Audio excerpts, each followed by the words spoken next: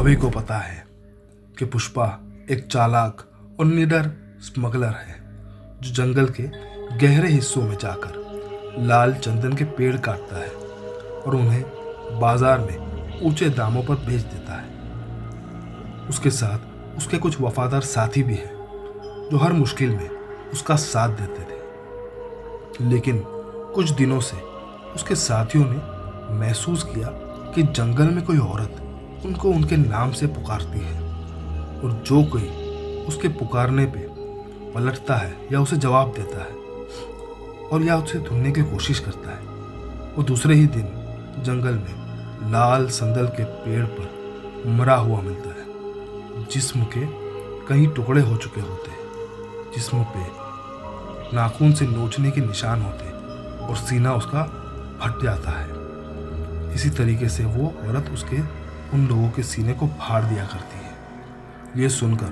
पुष्पा को गुस्सा आ गया। उसने अपनी ही स्टाइल में कहा, देख लेगा साला इसको, पर झुकेगा नहीं साला। पुष्पा जंगल में अपने डरे सहमे साथियों को लेकर निकल पड़ा, उस रात की तलाश में, उस औरत की तलाश में। पुष्पा ने अचानक सुना कि कोई उसे उसके नाम से पुकार रहा है। आवाज बहुत ही धीमी और रहस्यमय थी। उसने अपने साथियों से पूछा, लेकिन किसी ने कुछ सुना ही नहीं। जैसे ही पुष्पा ने चंदन के बड़े से पेड़ की ओर देखा, उसने देखा कि एक औरत पेड़ की डाल पर बैठी है। उसकी आंखें लाल लाल चमक रही थी और उसके बाल हवा में उड़ रहे थे। पुष्पा उसको बोलने लगा, अच्छा तो तू वही है जो मेरे आदमी को रपा रप काट डालती है और उनको वशीकरण करके कच्चा खा गई है।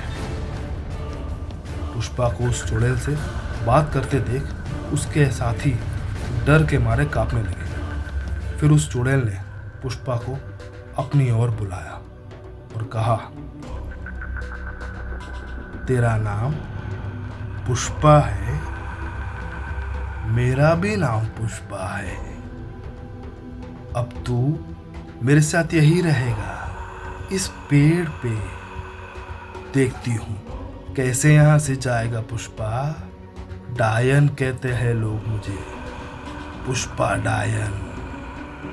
फायर है मैं, तेरे जैसे कितनों की हड्डियां चूस चुकी हूं मैं। पुष्पा उससे बिल्कुल नहीं डरा। उसको पूछने लगा, तू इधर आए कैसे रे? डील कर ले अपने साथ, तेरे इस पेड़ को कोई नहीं काटेगा। तू आराम से इधर रहे, पर मेरे को और मेरे आदमी को तकलीफ नहीं देने का। समझ लेना, मैं भी पुष्पा है। तू फायर है तो अपन भी वाइल्ड फायर है, झुकेगा नहीं साला। ये सुनते ही वो हंसने लगी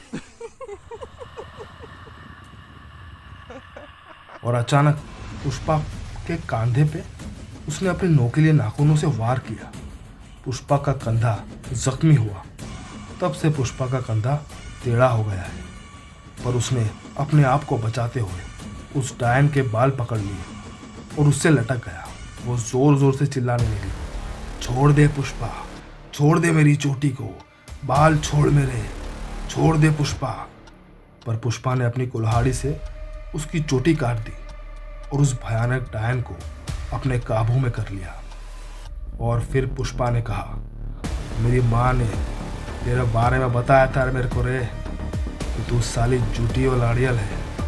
फिर भी अपन तेरे पास आया, तेरे को चांस दिया, पर तू डायन है ना, डायन ही रहेगी। बोला था मैंने, पुष्पा फायर नहीं वाइल्ड फायर है। तो ये थी पुष्पा की कहानी।